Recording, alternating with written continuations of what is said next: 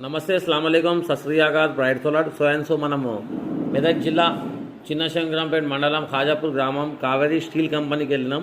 Steel కంపెనీకి ఖాళీ media షూట్కి వెళ్తేనే ఇంత ఘోరంగా కాల్ అయిపోయినాయి. సో వేరే వాళ్ళు మస్తు చెప్తారు. ఏమని చెప్తారంటే ఖాజాపూర్ కంపెనీ మా రామన్పేట మండలం అయితే నాకు చాలా మంచిగా అనిపిస్తుంది. ఎందుకు అనిపిస్తుంది అంటే మా దగ్గర ఇటువంటి అడ్డమైన కంపెనీలు లేవు.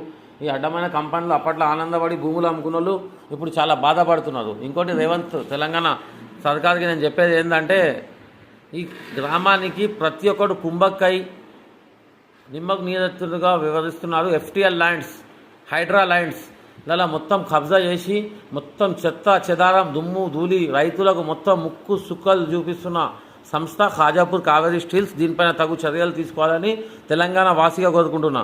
ఇంకోటి అక్కడ ఏముందంటే దర్గా, మా దర్గా ఉంది అక్కడ పెద్దగుట్టది. దాని తర్వాత ఒక టెంపుల్ ఉంది. ఆ టెంపుల్కి వెళ్ళినా కానీ మొత్తం ఘోరమైన దుమ్ము ధూళి పడుతుంది. మా దర్గాకు కూడా ఘోరమైన దుమ్ము ధూళి పడుతుంది. సో ఏటా అక్కడ యాటలు కందులు చేసేటోళ్ళు ఆ చెత్త చెదాన్ని చూసి ఆ దర్గాకు పోవడే బంద్ చేసారు. ఆ గుళ్ళకు కూడా రక్షణ లేకుండా అయిపోయింది. ఆ ఊర్లో బతకాలంటే చాలా ఘోరమైన పరిస్థితి ఉంది. So stop Khajapur company.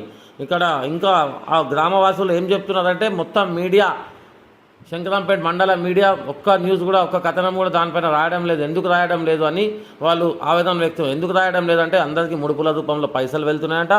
వాళ్ళందరూ అదే చెప్తున్నారు. మీడియా అంటే నమ్మం దొరా అంటున్నారు. మనమైతే ముడుపులు తీసుకునేది లేదు. న్యూస్ అయితే వేసినాం. సో దేవుడిగా ఇప్పుడు ఆ కంపెనీ బంద్ అవుతుందా లేకపోతే ఊరు ప్రాణాలు పోతాయా? సో రేవంత్ అన్న నీకు హ్యాంబర్ రిక్వెస్ట్ చేస్తున్నా, అక్కడ ఒకసారి నీ స్పెషల్ బృందంతో తనిఖీ చేపించి వాళ్ళపైన తగు చర్యలు చేసుకోవాలని కోరుకుంటున్నాను. ఎందుకంటే బడా బాబులను వణికించిన ప్రభుత్వం కాంగ్రెస్ ప్రభుత్వం. ఈ ప్రభుత్వంలో నాగార్జున, సినిమా నటి, పెద్ద సెలబ్రిటీలు అయి పెద్ద రాజకీయ నాయకులకు విడిచిపెట్టలే. మల్లారెడ్డి అసొంటి వాళ్ళకు సుక్కలు చూపించినాను. ఈ ఖాజాపూర్ మెదక్ జిల్లా పైన కూడా దృష్టి పెట్టి ఆ కంపెనీ బాధితులకు ఆదుకోవాలని కోరుకుంటున్నాను.